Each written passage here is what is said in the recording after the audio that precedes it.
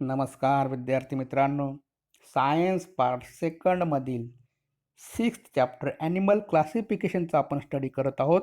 त्याच्यामध्ये आज आपण सेकंड लेक्चरमध्ये 10 फायलमचा स्टडी करणार आहोत. हे 10 फायलम लक्षात ठेवण्यासाठी या ठिकाणी एक स्ट्रिक मी तुम्हाला सांगतो. PCP, AAA, MEHC, PCP, AAA, MEHC. P for porifera, C for nidaria, P for platyhelminthes, A for aschelminthes, A for annelida, A for arthropoda, M for mollusca, E for echinodermata, H for hemichordata and C for chordata. अशा पद्धतीने PCP, AAA, MEHC हा क्रम मित्रांनो या ठिकाणी लक्षात ठेवायचं, म्हणजे 10 फायलम आपले लक्षात राहतील. त्याच पद्धतीने प्रत्येक फायलमचा एक तरी त्या ठिकाणी एक्झाम्पल आपल्या लक्षात राहायला पाहिजे, म्हणजे त्या एक्झाम्पलवरून त्या फायलमचे कॅरेक्टरिस्टिक्स आपल्याला पटकन आठवतात मित्रांनो. म्हणून प्रत्येकाचं एक एक एक्झाम्पल लक्षात ठेवायचं. पहिला फायलम आहे आपला पोरीफेरा. पोर्स म्हणजे होल्स किंवा आपण त्याला रंध्र म्हणतो, म्हणजे रंध्रीय प्राण्यांचा संघ. त्याचं एक्झाम्पल स्पंज लक्षात ठेवायचं. आपल्यामध्ये स्पंजला काय असतात तर होल असतात. सेकंड आहे निडारिया, त्यालाच आपण सिलेंड्रॅटा असं म्हणतो. त्याचं एक्झाम्पल हायड्रा लक्षात ठेवायचं. थर्ड आहे प्लॅटीहेल्मिंथस. प्लॅटी मीन्स फॅट, हेल्मिंथस मीन्स वॉर्म, म्हणजे चपट्या कृमींचा संघ. त्याच्या नावावरूनच प्लॅनेरिया लक्षात ठेवायचं एक्झाम्पल त्याचं. फोर्थ आहे ॲस्कॅलमिंथस. ॲस्कॅल मीन्स राऊंडेड, हेल्मिंथस मीन्स वॉर्म, म्हणजे गोल कृमींचा संघ.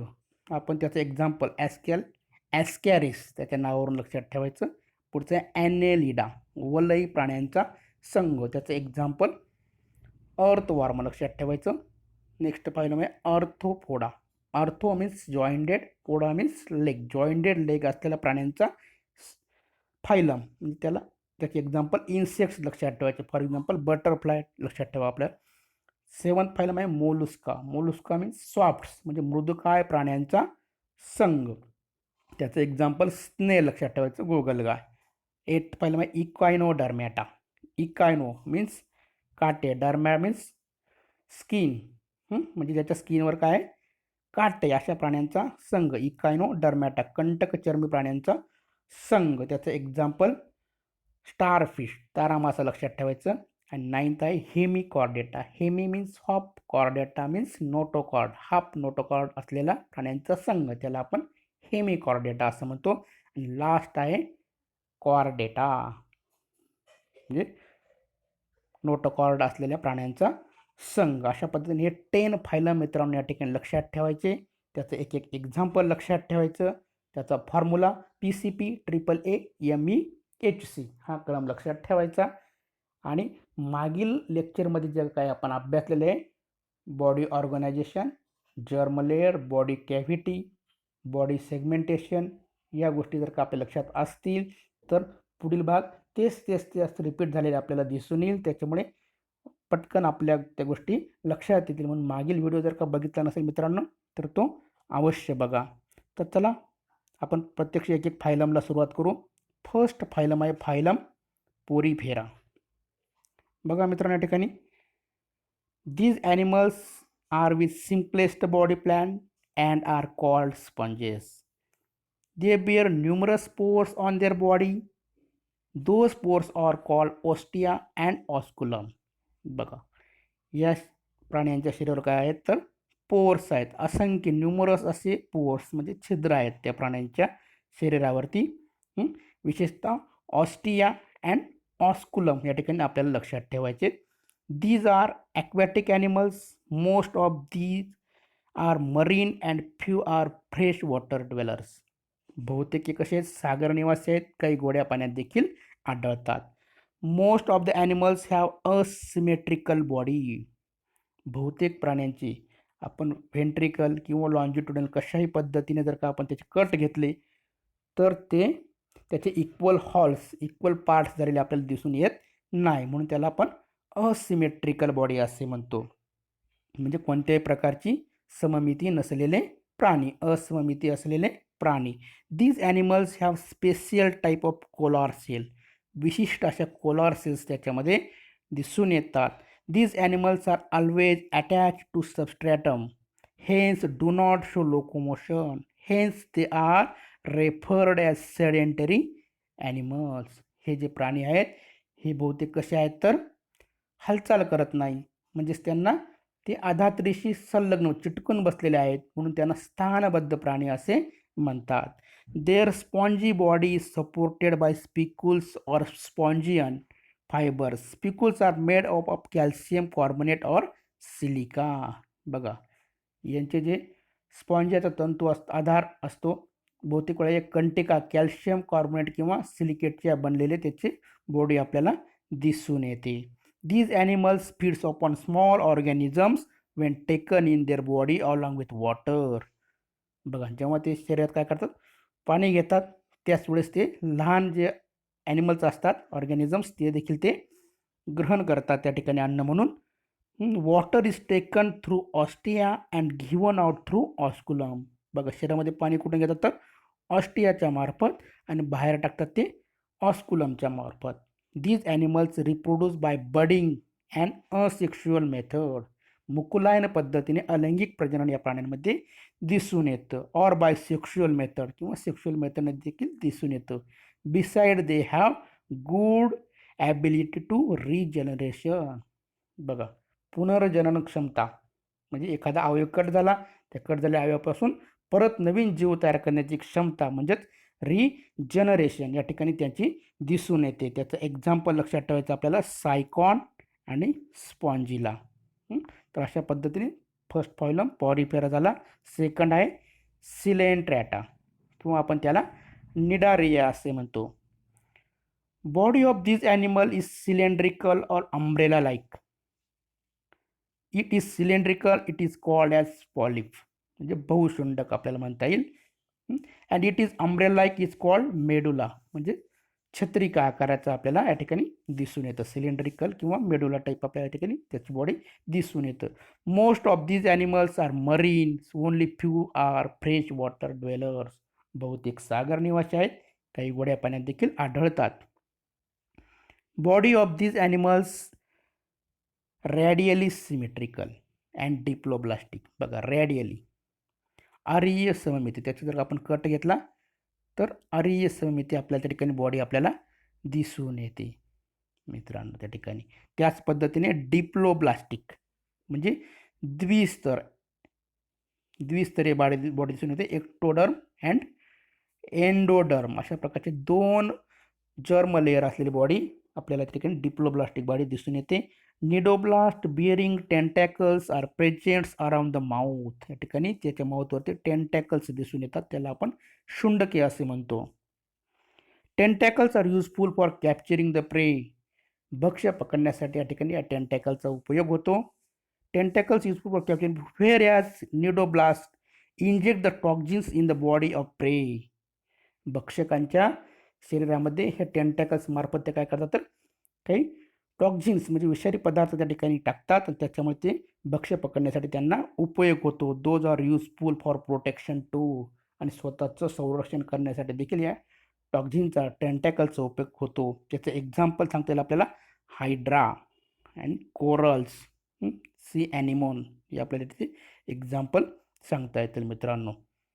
बघा आपल्याला माहिती आहे की बाथ स्पंज म्हणजे त्या ठिकाणी बाथ स्पंजचा उपयोग कुठे कुठे होतो.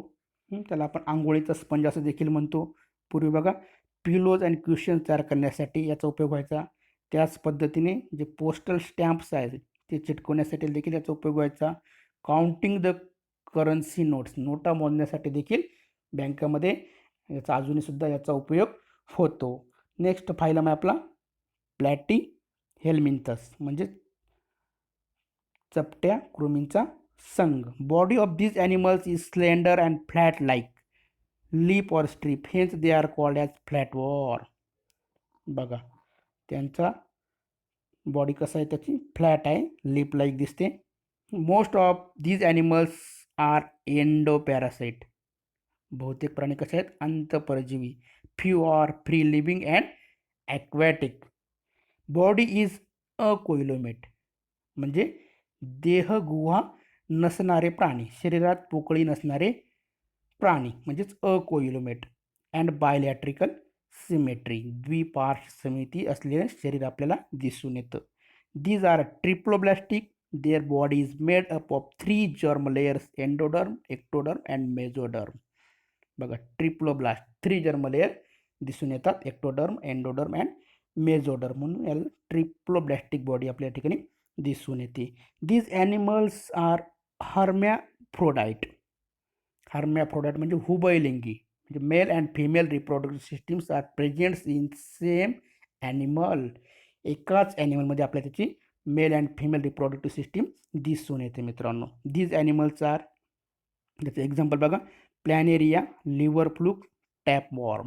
हे आपल्या ठिकाणी एक्झाम्पल त्याचे सांगता येतील. आपण जर का समुद्रामध्ये बघितले कोरल रिप्स, त्याला कोरल म्हणजे आपण पोवळा म्हणतो, किंवा प्रवाळ जो खडक आपण म्हणतो, तो प्रवाळ खडक म्हणजेच याची काय वसाहत असते. प्लॅटीहेल्मिंथिस म्हणजे कोरलची ती वसाहतच असते. त्याचा उपयोग बघा कोरल पावडर म्हणजे प्रवाळ भस्म तयार करण्यासाठी देखील होतो. नेक्स्ट फायलम आहे आपला फायलम ॲस्कॅलमिन्थस. ॲस्कॅलमिन्थस गोल कुर्मींचा संघ. Body of these animals is long, thread-like or cylindrical, hence they are called round-wall. Body कशी आहे त्याची, थ्रेड लाईक, बारीक, दोऱ्यासारखी. These animals are either free living or endoparasite.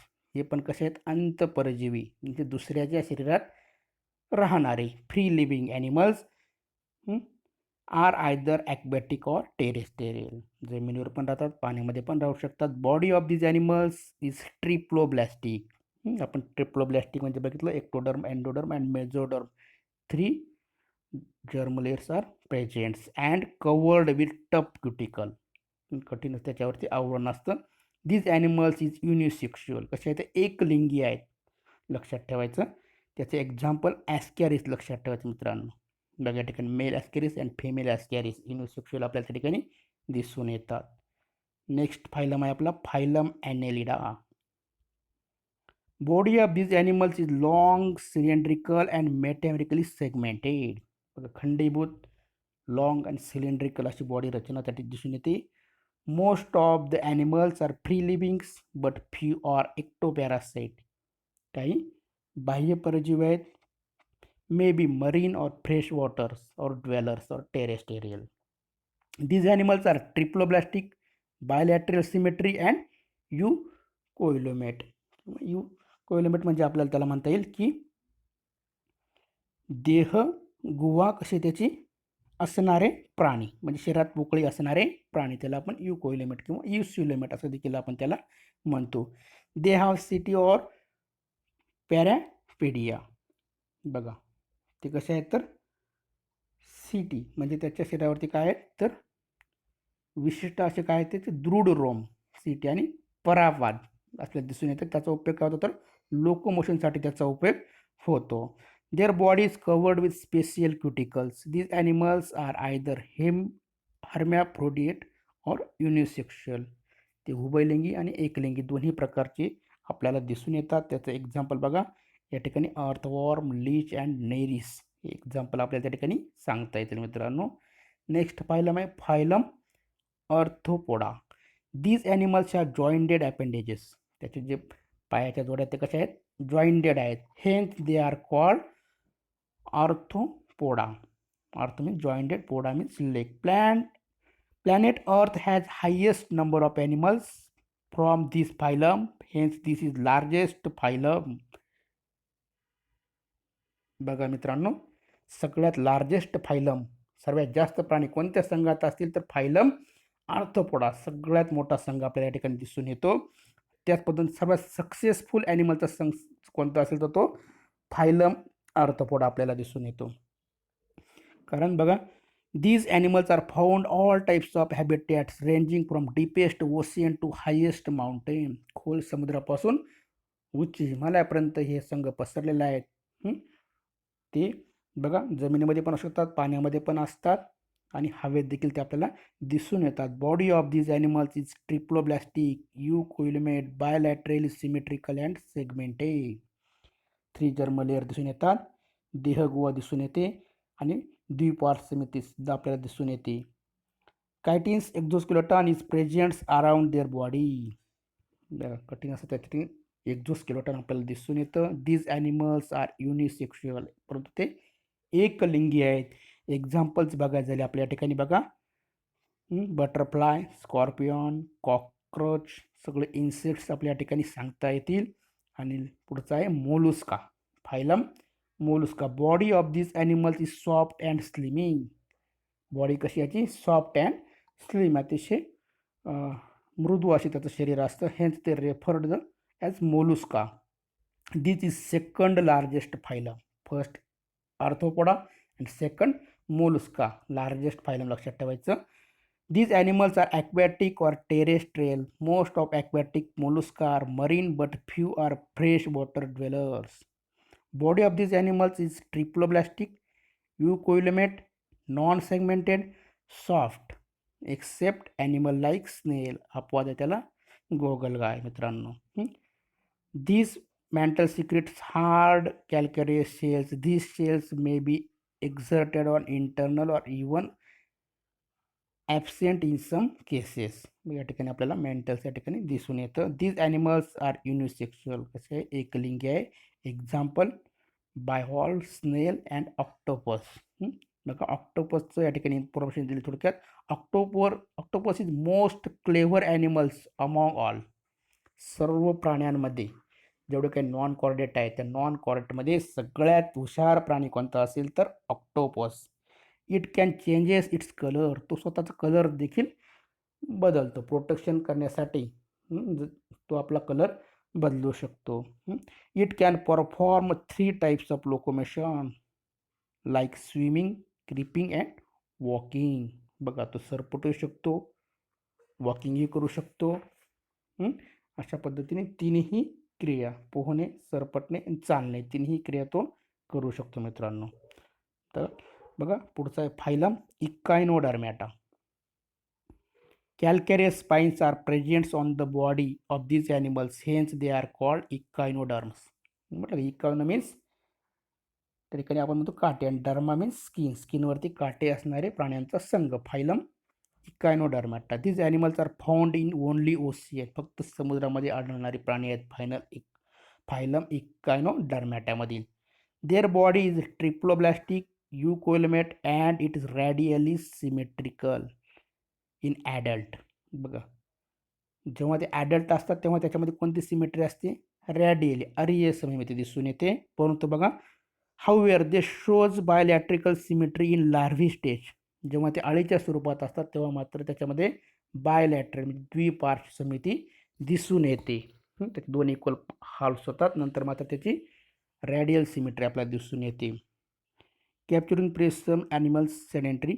They have skeleton made of calcareous spines or ossicles. These animals have good ability to regeneration. पुनर्जनन करण्याची त्याच्यामध्ये क्षमता असते. These animals are mostly unisexual. Example बघा त्याचे starfish, C cucumber, sea urchin, हे त्याचे example लक्षात ठेवावे लागतील मित्रांनो. पुढचा आहे 9 phylum hemichordata. Hemi means half, chordata means notochord, म्हणजे हॉप नोटोकॉर्ड असलेल्या प्राण्यांचा संघ. Body of these animals is divided into 3 part, proboscis, collar and trunk. Proboscis मुख, कोलार गळपट्टी अँड ट्रंक शेपटीकडचा भाग. Notochord is present in proboscis region only. Notochord जो आहे तो कुठे असतो फक्त तर प्रोबॉसिस रिजनमध्येच दिसून येतो, बाकीच्या शरीरामध्ये त्याचा नोटोकॉर्ड दिसून येत नाही. म्हणून आपण त्याला अर्धसमपृष्ठरज्जू प्राणी म्हणजे हेमिकॉर्डेटा म्हणतो. These animals are also called acorn worms. त्याला ॲक्रॉन कृमी देखील आपण म्हणतो.